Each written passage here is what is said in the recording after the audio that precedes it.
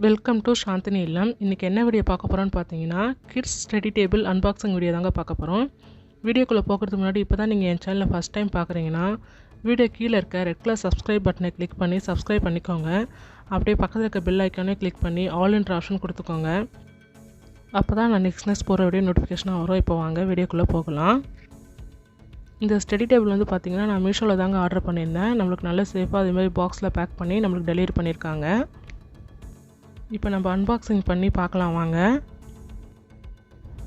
இது மாதிரி நைஃபு இல்லைனா சிசர் யூஸ் பண்ணி நம்ம ஓப்பன் பண்ணி பார்க்கலாம் உள்ளே நம்மளுக்கு அந்த ஸ்டடி டேபிள் எப்படி இருக்குது அப்படின்னு. ஓப்பன் பண்ணி பார்க்கலாம் வாங்க. நான் பிங்க் கலர் தான் ஆர்டர் பண்ணியிருந்தேன். அதே சேம் பிங்க் கலர் தாங்க வந்திருக்கு. என் பொண்ணுக்கு பிங்க் கலர் தாங்க ரொம்ப பிடிக்கும். என் பொண்ணுக்காக தான் நான் ஆர்டர் பண்ணியிருந்தேன். என் பொண்ணு யூகேஜி படிக்கிறா. அவளுக்கு ரொம்ப யூஸ்ஃபுல்லாக இருக்கும். ஆன்லைன் கிளாஸ்க்கு அப்புறம் ஹோம்ஒர்க் பண்ணுறதுக்காக ரொம்ப யூஸ்ஃபுல்லாக இருக்கும் அப்படின்ட்டு நான் ஆர்டர் பண்ணியிருந்தேன். நல்ல குவாலிட்டி ரொம்ப நல்லாவே இருக்குங்க. பிளாஸ்டிக்கில் இருக்குது. ரொம்ப நல்ல திக்கான பிளாஸ்டிக்குங்க. நல்ல குவாலிட்டி ரொம்ப சூப்பராக இருக்குங்க. நம்மளுக்கு வந்து பார்த்திங்கன்னா அது திக்காக இருந்தாலும் பார்த்திங்கன்னா வெயிட்லெஸ்ஸாக இருக்குது. யூசர் ஃப்ரெண்ட்லியாக இருக்குங்க. ஒரு 3 இயர்ஸில் இருக்க குழந்தைங்களே பார்த்திங்கன்னா அழகாக இதை தூக்கிட்டு போகலாம். ஒரு இடத்துலேருந்து இன்னொரு இடத்துல மூவ் பண்ணி அழகாக எடுத்துகிட்டு போகலாம். அவ்வளோ வெயிட்லெஸ்ஸாக தாங்க இருக்குது.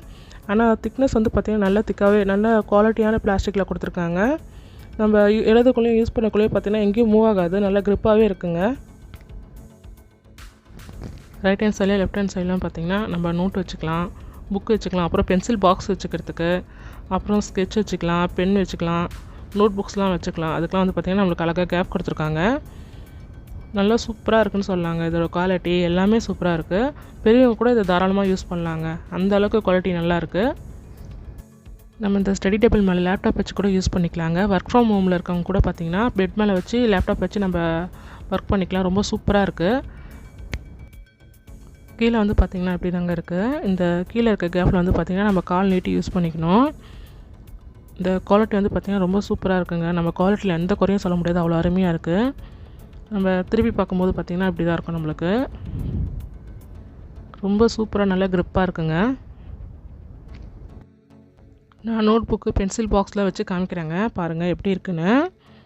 அதேமாதிரி பார்த்திங்கன்னா இந்த மேலே ஒரு சின்னதாக ஒரு கேப் கொடுத்துருக்காங்க இல்லைங்களா, அந்த இடத்துல பென்சில் இல்லை பேன் அதுமாதிரி எதனா வச்சுக்கலாம் நம்ம.